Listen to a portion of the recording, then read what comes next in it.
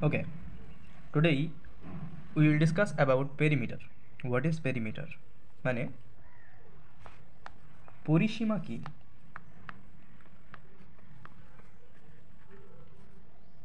Perimeter. ওকে, তাহলে পরিসীমা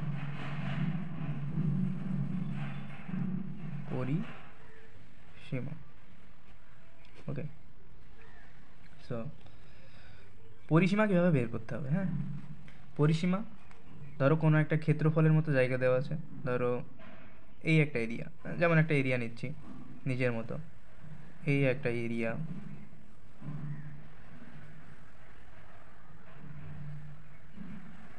তাহলে এইটার যদি পরিসীমা, পরিসীমা বলতে কি বোঝায়? পরিসীমা বলতে এই যে কথাটার মধ্যে লুকিয়ে আছে পরিসর, মানে একটা ক্ষেত্রফলের জায়গা তার মানে সাইড দিয়ে কতটা জায়গা পরিসর করছে সেটাকে বলা হচ্ছে পরিসীমা।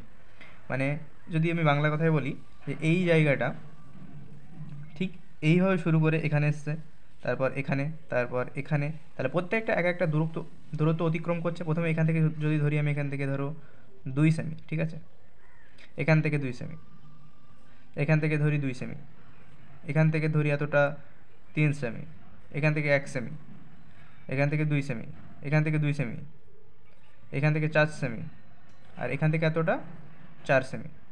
যদি আমি এটা ধরে নিই তাহলে এই যে এটা তো একটা ক্ষেত্রফল, এই জায়গাটা যদি আমি বলি, এই যে জায়গাটা, এটা তো পুরো একটা ক্ষেত্রফলের জায়গা, মানে এটা একটা ক্ষেত্রফল জুড়ে আছে, তাই না? তাহলে এই যে জায়গাটা, এইটা কত দূর, এর মানে সাইডটা ঠিক কতটা দূর অতিক্রম করেছে, এটাই হচ্ছে এর পরিসীমা।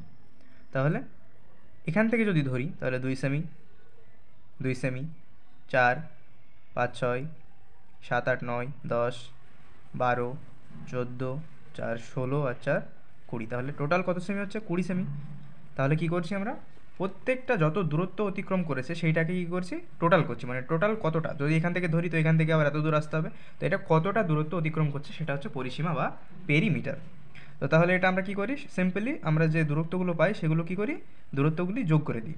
তাহলে যদি আমি বলি যে একটা ত্রিভুজের ক্ষেত্রে, সো এটা হচ্ছে পরিসীমা। এবার এটা বিভিন্ন রকমের আকৃতির ক্ষেত্রে বিভিন্ন রকম তার মানে ফর্মুলা হয়।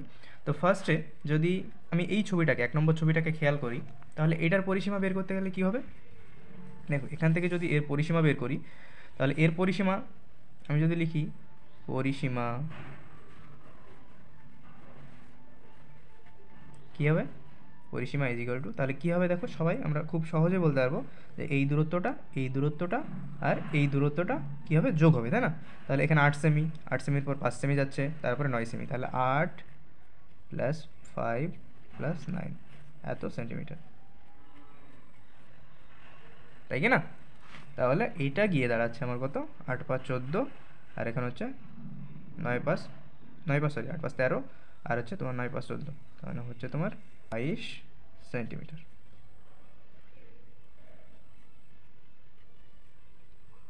তাহলে এটা গেল। দেখো যদি এইটার ক্ষেত্রে দেখি, বর্গক্ষেত্রের ক্ষেত্রে দেখি, 2 নম্বর ছবি এটা, তো এখান থেকে যদি বর্গক্ষেত্রের ক্ষেত্রে দেখি, দেখো বর্গক্ষেত্রের কী হয়? প্রত্যেকটা বাহু সমান দৈর্ঘ্যের হয়। তাহলে এটা 8 সেমি, এটা 8 সেমি, এটা 8 সেমি, এটা 8 সেমি। তাহলে এই ক্ষেত্রে যদি লিখি পরিসীমা কী হবে? এটার পরিসীমা কী হবে? তাহলে প্রত্যেকটা বাহু আমি যোগ করে দেবো, এখান থেকে এতটা যাচ্ছে, এখান থেকে এতটা যাচ্ছে, এখান থেকে এতটা যাচ্ছে, এখান থেকে এতটা, তাহলে 8 + 8 + 8 + 8, বা আমরা লিখতে পারি আরেকটা জিনিস 4 × 8, যেহেতু 8 4 বার হচ্ছে একই জিনিস, তাহলে কত হচ্ছে? 4 × 8 = 32 হয়েছে। তাহলে এত সেন্টিমিটার হলো। আচ্ছা, এটার পরিসীমা বের করতে গেলে কী করবো?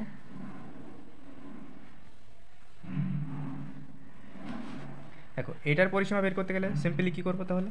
দেখো এইটাও এখান থেকে যদি শুরু করি তাহলে 8 সেমি যাচ্ছে, তারপর 3 সেমি যাচ্ছে, তারপর 3 সেমি যাচ্ছে, তারপর এদিকে আবার 8 সেমি আসছে, তারপরে 6 সেমি যাচ্ছে, তাহলে যোগ করে দিতে হবে সিম্পলি। তাহলে 8 + 3 + 3 + 8 + 6 এত সেন্টিমিটার। সেন্টিমিটার যদি বলো যে সেন্টিমিটার কেন হচ্ছে, তাহলে সেন্টিমিটার কারণ এটা তো দৈর্ঘ্য যাচ্ছে না, এত দূর এত দূর এত সেন্টিমিটার যাচ্ছে, তাই এটা সেন্টিমিটার। তাহলে যোগ করে দিলে হচ্ছে তোমার 28 সেমি। তাই না? এবার যদি বলি এইটার 4 নম্বর ছবির পরিসীমা কত হবে, তাহলে যেগুলো বের করি পরিসীমা।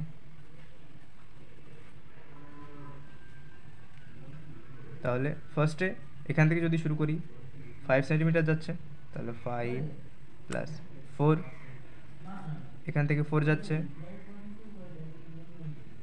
প্লাস এখান থেকে 5 আসছে,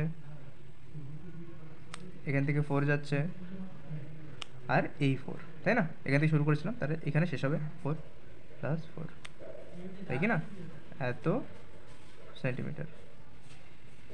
তাহলে এখান থেকে 26 সেন্টিমিটার, তাই কি না? তাহলে এইভাবে পরিসীমা বের করতে হবে।